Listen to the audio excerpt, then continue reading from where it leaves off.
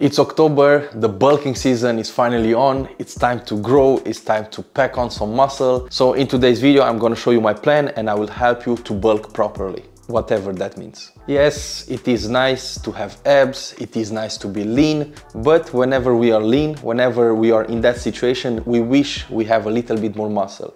Therefore, usually we transition again into a bulking phase. So without any further ado, let's just dive straight into it. Point number one, discover your caloric intake. Maybe some of you are calculating the calories, you know how many calories you have right now, you know that you might be at a maintenance point and you know how to go into a surplus. But for some of you, you just eat whatever, or maybe you just have like if it fits your macros, or who knows.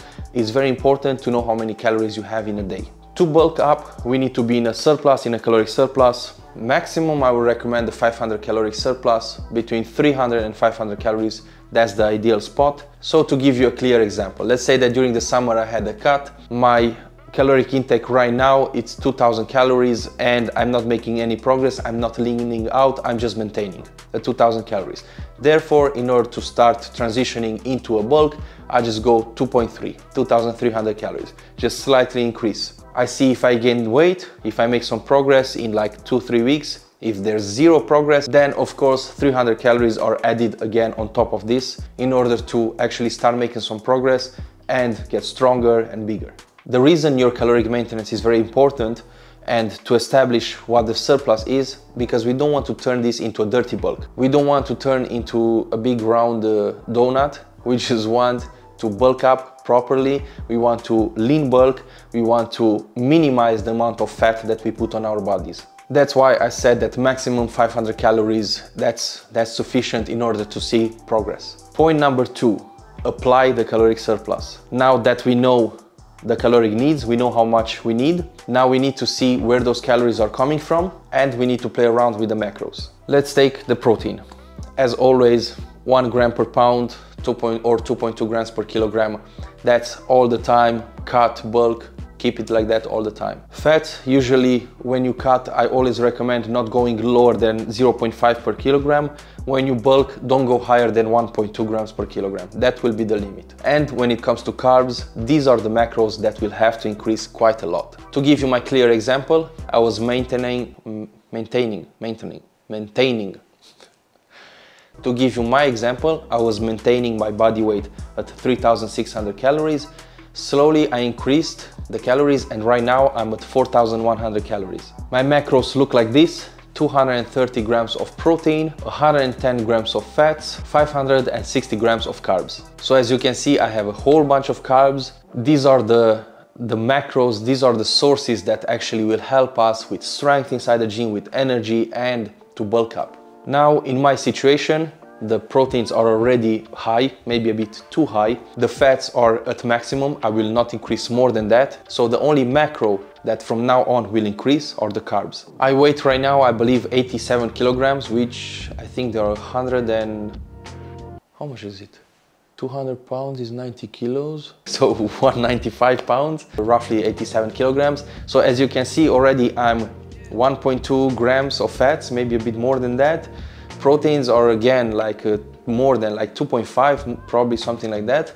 So I'm really even above the limits. So there's really nothing that I can do in regards of these two macros. The only macro I can increase are the carbs, which you should not be afraid of increasing because you're gonna use them during this bulk, you're gonna use them inside the gym. Now let's move to point number three, the workout. Now here I think that I need to emphasize a bit more what I always emphasize, probably you're tired of me saying these things, is the injury prevention and actually not getting too excited. Why I'm saying that? Because having more calories, you will see progress inside the gym, you will see that you're actually getting stronger and you might go overboard. Unfortunately, this can transition into an injury and then your entire bulk is done. Okay, you're feeling more energetic, you're feeling stronger, but make sure that the execution is on point. Make sure that you're not exaggerating with the weight. The execution needs to be there, slow tempo, like I always preach, 1 second concentric, 2 second eccentric, even slower than that, and full range of motion. You know already all these things, I probably say them in every video of mine, and I also say them in my book. If you don't know about it, in my ebook, it's called the Complete Muscle Building Course. I have everything about this, about workouts, nutrition, injury prevention, supplements, recovery, alcohol, everything is in there. If you want to study more, you will find the link down in the description. Take advantage of the fact that you're stronger now, and with the same weight that you used to struggle before, now you can have a proper execution. You can actually control the weight, you can squeeze the muscle that's supposed to work. It's much better this way than to exaggerate with the weight and just jump to another one and just continue struggling. You put too much stress on the tendons, on the joints, and it's too risky. Write down everything, your progress, on a notebook or on your phone. Write down the amount of weight that you're using for certain exercises, the amount of reps, but make sure that are correct execution. In case you're increasing the weight and you see that you're actually struggling with that weight and the execution is not the best, write it down. I increased the weight, but I'm struggling. So therefore, I maintain that weight. The next times, I'm just trying to improve that execution, not bumping up the weight further without having a proper execution and feeling the muscle. You know already from my videos, if you saw them, about my workouts, you know I'm all about intensity, I'm all about pushing it. I love Dorian Yates, I love Mike Manser, I love this type of crazy hard workouts, but I'm trying my best lately to actually focus even more on the execution and obviously prevent some injuries. So get stronger inside the gym, be ready to increase some weights, but pay attention to the execution. Point number 4, consistency. Guys, give it time. Shredding fat, it's way easier than actually creating new contractile tissue. It takes time, it's not easy for the body to do that. It will take a few months to see visible progress. With that muscle mass, let's say unfortunately, we will gain some extra fat, but it's part of the game. You have to accept it. You have to accept the fact that you will not see the veins popping out the same anymore. You will not have the striations or the abs. This is how it is. You will be covered a little bit, but it's part of the game. When it's time to shred, you will shred and you will actually see progress. You will see that muscle tissue that was created in this bulking phase. You can see my example that, you know, how I was before when I was cutting and how I am right now. It's normal to gain some fat, it's normal to be covered, it's normal to not appear so impressive. The physique is not that impressive anymore, but like I said, it's part of the game. In order for me to look like I looked when I was cutting, I had to go many years into bulking phases. And out of 14 years since I've been lifting, I think I spent like 12 of those years bulking. So guys, this is part of the game. Now, if you're a typical skinny guy, a typical ectomorph, let's say, somebody that has a very hard time gaining weight, please dedicate at least a year for this bulk to put on some weight, to get stronger, to actually stick that muscle to your body, and don't go into this like 2-3 months bulk, then you go again into a cut and so back and forth. It makes no sense. Make sure that you stick with the plan. It doesn't matter, like I said, that you gain some extra fat, it's fine, as long as you don't go overboard. Obviously, we are not turning this into a dirty bulk. As long as your fat percentage is in the normal range, it's fine. Keep going. Point number 5, stagnation. Again, another thing that's part of the game. You cannot have like a linear, nice progress all the way. Everything is perfect. I start from 80 kilos, I reach 90, all smooth, clean. No, it doesn't happen like this. You will just go to 83, then you will stagnate. Then you're like, okay, what's happening? What can I do? And then you bump up the calories again you're stagnating. You will reach a point in which you will feel full. You will feel like, I cannot eat anymore. What can I do? Well, now is when you have to make sure that you have enough caloric dense foods, that you eat frequent enough, that the eating window is large enough in order for you to fit all those calories in. Now you need to be a bit more strategic. Just to give you my situation again, I'm at 4,100 calories right now. Probably in order to reach my goal, which is a few more kilos on top, I might need to go 4.5, even 5,000 calories a day. Well, right now I feel that, okay, I'm at my limit. But if I want to reach eventually 5,000 calories, I know it's going to be very hard. I will be full all the time. But here is where I need to play around with the calories a little bit, and also might introduce a bit more dirty foods, let's say. If you didn't see my full day of eating at 4,000 calories, you can check it up here. You can see that 90% of my calories are clean, but what I play around with are 2 bowls of milk and cereals. So those help me, I think, with like 600 calories or something like this, 700 calories. So already it's easier for me to, you know, reach those 4,000 calories. Obviously, like I said, we don't want to turn this into a dirty bulk. We don't want to eat donuts every day and chips and so on, because eventually we're gonna look like a donut, so we don't want that. We want to grow the muscle mass, not just to get heavier and look puffy. If you find yourself into a situation in which you feel like, man, I'm full, I'm just eating 3,000 calories, but I'm full. Well, take a look at your calories and what do you eat. If I have just potatoes, boiled potatoes with chicken breast and broccoli, no, it's not a lot of calories. You might have like 300-400 calories max. But if I have a big bowl of pasta or rice or something that's more caloric dense, you might just double the calories with the same volume of food. Pay close attention to the sources of the calories. Where are they coming from?